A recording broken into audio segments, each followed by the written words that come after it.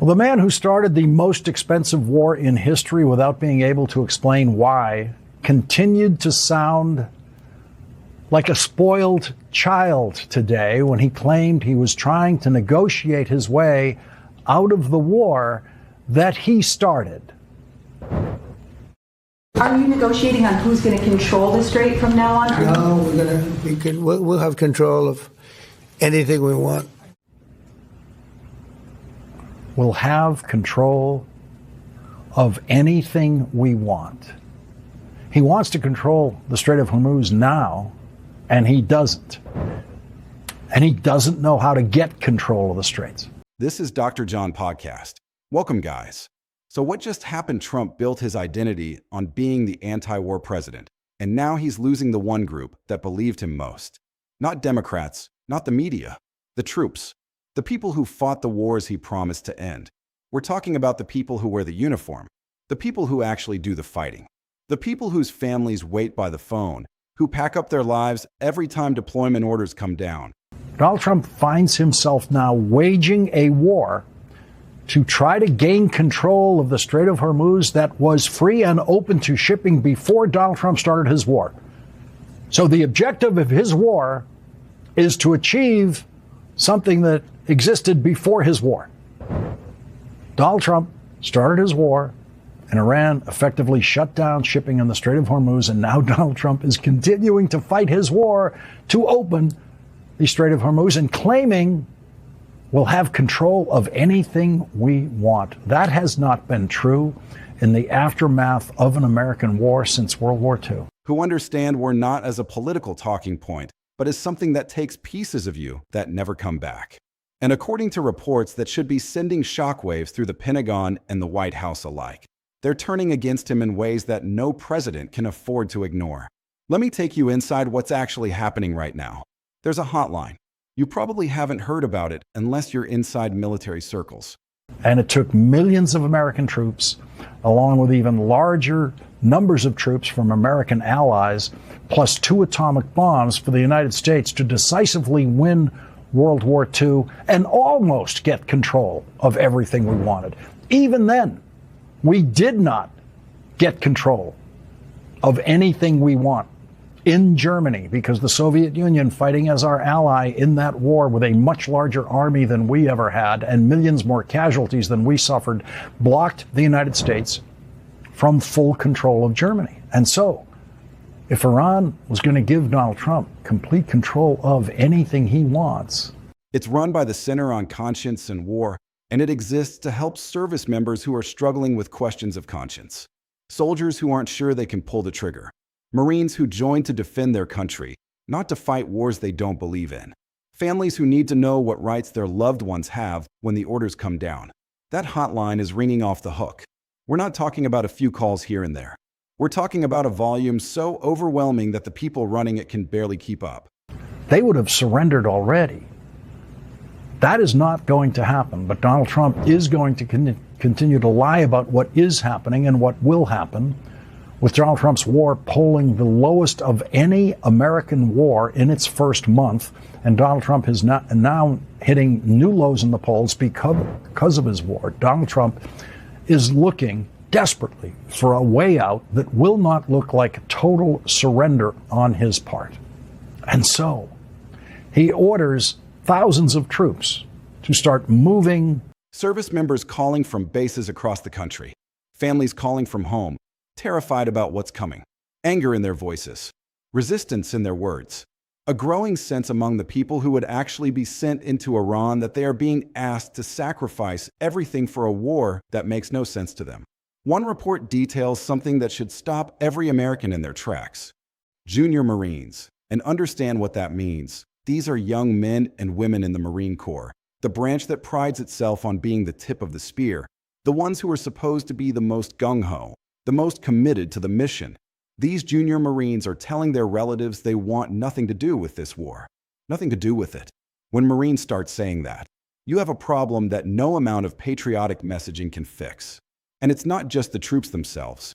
Family members of deployed infantrymen are reporting that their loved ones feel like they're being sent into a conflict they simply don't believe in. These are the people on the ground, the ones who would be clearing buildings, patrolling hostile streets, taking fire from positions they can't even see. And they're telling their families that the cause isn't worth their lives. That's not just low morale. That's a crisis of legitimacy. And when soldiers don't believe in the mission, they don't fight the same way. They hesitate. They question orders. They lose the edge that keeps them alive and keeps the mission on track. Now, let's be clear about what we're seeing and what we're not seeing. There haven't been confirmed cases yet of soldiers publicly refusing deployment orders. The Pentagon hasn't had to court-martial anyone for insubordination. The military culture is built on obedience, on following orders no matter what you personally think. And the consequences for refusing deployment are severe: prison time, dishonorable discharge, the kind of stain on your record that follows you for the rest of your life. So the fact that we're not seeing open mutiny doesn't mean the support is there. It means people are scared of what happens if they speak up. But they are speaking up, just not in public. They're calling hotlines. They're talking to family members.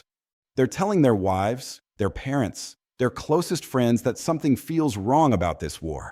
And those conversations are starting to leak out, creating a narrative that the White House cannot control and cannot spin. The Center on Conscience and War report also notes something else that should worry military leadership at the highest levels. Confidence in the chain of command is eroding. And when troops lose faith in their leaders, everything falls apart. Think about what's happened in just the opening weeks of this conflict. There's been the Minop school bombing, an incident that killed scores of children, and left military families asking how this could happen. There's been the controversy over the president showing up at Dover Air Force Base wearing a MAGA hat while dignified transfer ceremonies were taking place, a moment that felt more like a campaign rally than a solemn tribute to the fallen. There's been a pattern of civilian casualties that advocacy groups say is fueling quiet opposition among troops who joined because they believed in protecting the innocent, not becoming part of the problem. These aren't just political controversies. These are things that eat away at the soul of the military. Troops need to believe they're being led competently. They need to believe the missions they're being sent on are necessary and just. They need to believe that when they follow orders, those orders come from people who have thought through the consequences, who value their lives, who won't throw them into a meat grinder for political reasons. Right now, that belief is cracking. Now let's pull back and look at the bigger picture, because what's happening inside the military community is only half the story. The American public, the people whose tax dollars fund this war, whose children would fight it, whose support ultimately determines whether any president can sustain a major military conflict, has made its position absolutely clear. And that position is, we don't want this. Let me give you numbers that should terrify anyone in the White House. Reuters and Ipsos conducted polling that found something extraordinary. 65% of Americans believe Donald Trump is going to send ground troops into a large-scale war in Iran. They see the trajectory. They remember how Afghanistan started with a limited operation and became 2 decades of occupation. They remember how Iraq started with shock and awe and ended with thousands of American dead and trillions of dollars spent. They're watching the same pattern unfold again, and they know where it leads. But here's the number that really matters. Only 7% of Americans support sending ground troops to Iran. 7%. Let that sink in. 65% expect it to happen. 7% support it. That 58-point gap between what people think is coming and what people are willing to accept is not just a polling anomaly. It's a political time bomb waiting to explode. For context, when the Iraq War began in 2003, support for that conflict was hovering around 70%. After September 11th, support for military action in Afghanistan was over 80%. Even the Vietnam War, which eventually tore the country apart, had majority support in its early stages. This war is starting with 7% support for the most likely escalation scenario. 7%. That's not a war that has the backing of the American people. That's a war that has been rejected before the first ground troops have even been ordered to move. NBC News did its own polling and found similar numbers. 54% of voters disapprove of how Trump is handling the situation with Iran. Only 41% approve. That's a 13-point gap in disapproval, which is bad enough on its own. But the polling went deeper. 52% of Americans say the United States should not have taken military action against Iran in the first place. Not that the war is being mismanaged. Not that the president's messaging could be better, that the war should not have happened at all. When a majority of the country believes you never should have launched the military action you're currently engaged in, you are not operating from a position of strength. You are operating from a position of profound political weakness, and every day the war continues, that weakness becomes more dangerous. Then there's the Marist poll, which asked Americans something fundamental. How much of a threat do you believe Iran poses to the United States? 55% of Americans said Iran is either a minor threat or no threat at all. Think about what that means. The president went to war or launched military strikes that have escalated into what looks increasingly like a war, based on a justification that a majority of Americans simply don't believe. He told the country Iran was an existential threat, that action was necessary, that there was no alternative. And the country looked at the evidence, looked at the intelligence, looked at the history, and said, we don't buy it. That's why this war is so unpopular. The president picked a fight the country didn't want, against an enemy the country doesn't fear, using arguments the country doesn't accept. And the experts agree. A foreign policy analysis recently called Trump's Iran war uniquely unpopular, and that word uniquely is doing a lot of work. It means this conflict is different from every other major military action in recent American history. Normally, when a president launches military action, there's a rally around the flag effect. Support spikes. People put aside their political differences and get behind the commander-in-chief. That support may erode over time as casualties mount and the conflict drags on, but it's there at the beginning. This war didn't get that. It started unpopular and it's getting worse. That's the inverted pattern, and it tells you everything you need to know about how Americans view this conflict. The analysis also notes that opposition to the war is broad among international relations experts across the ideological spectrum. These aren't just liberal academics who oppose any military action on principle. These are people who study warfare, geopolitics, and national security for a living. When they look at this war and say it's ill-conceived, when they warn that it serves no clear strategic purpose, when they question whether the administration has any idea how it ends, that matters. It gives intellectual backing to what the public already feels instinctively. But perhaps most damaging of all for the president is what's happening inside his own political coalition. Because Donald Trump built his movement on a promise. He said he was different from the other politicians. He said he understood that the wars in Iraq and Afghanistan were disasters, that American blood and treasure had been wasted, that it was time to bring the troops home and stop getting involved in endless conflicts in the Middle East. That promise was central to his appeal. It's what brought in voters who were sick of the foreign policy establishment. It's what made him seem like a different kind of Republican. And now he's broken that promise. Even some of his most loyal supporters are saying so publicly. Tucker Carlson, who was the most influential voice in right-wing media before his departure from Fox News, has been criticizing the Iran war relentlessly.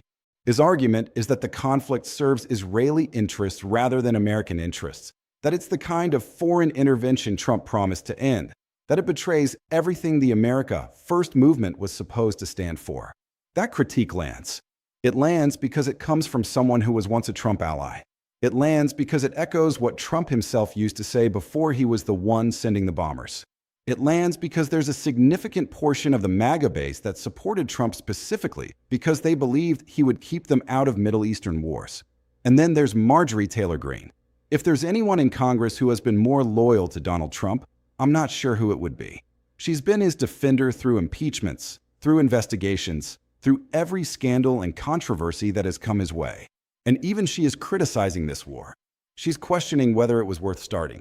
She's suggesting Trump might have been misled into military action. She's giving other MAGA figures permission to oppose the war without being seen as betraying the president. When your most loyal supporters start turning on you over a war, you've lost something you can't easily get back. And it's not just the political figures. It's the voters themselves. NBC News spoke with a former Trump voter who summed up the betrayal in words that cut straight to the heart of the matter.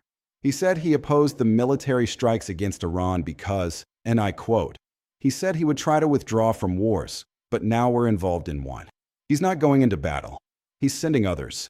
That's the voice of someone who feels lied to.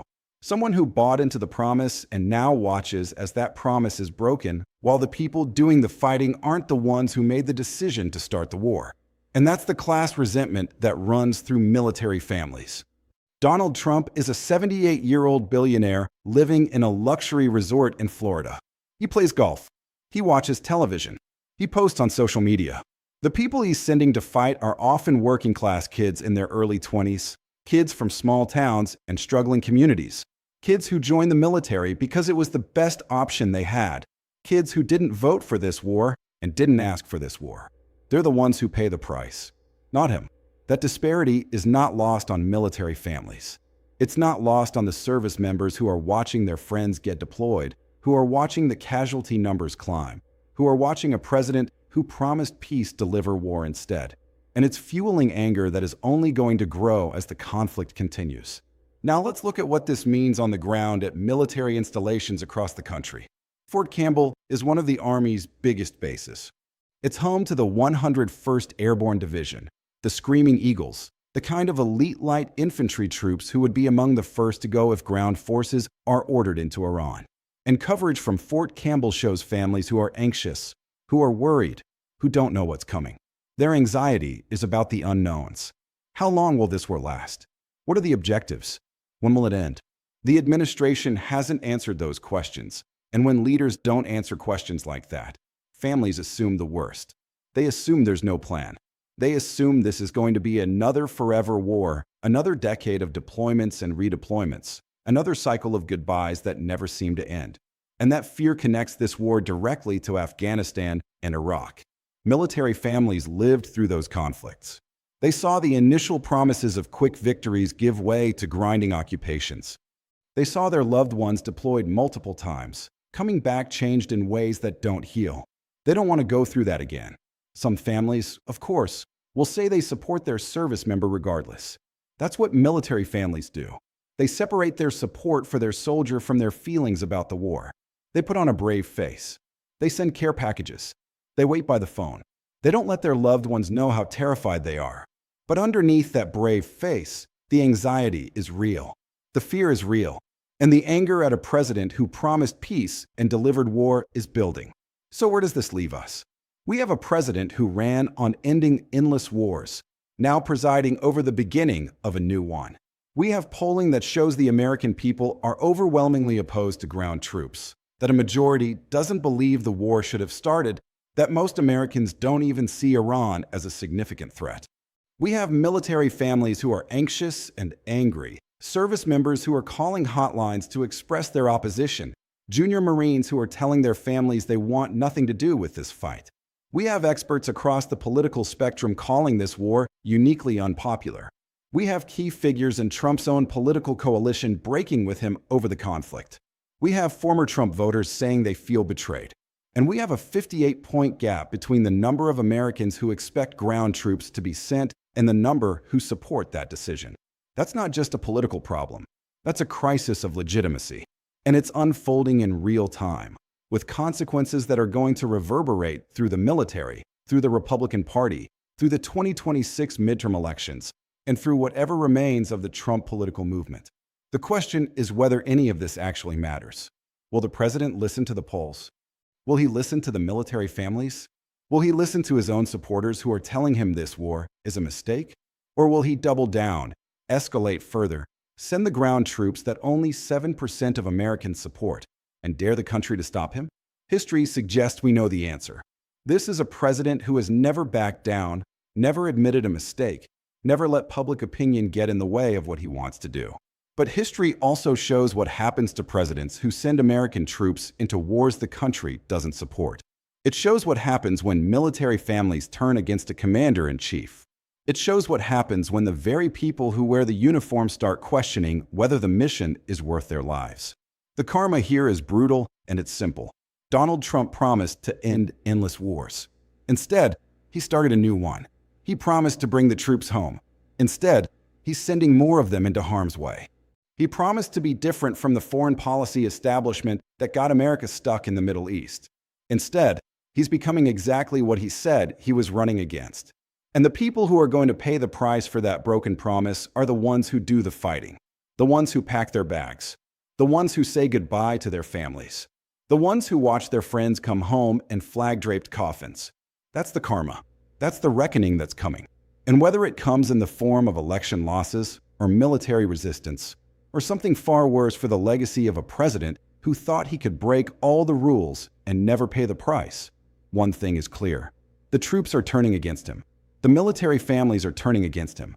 The American people are turning against him. And for a man who promised to end the wars, there's no more fitting consequence than to watch the very people he's sending to fight turn their backs on him. Because when you promise peace and deliver war, the only thing you've really delivered is betrayal. And betrayal has a way of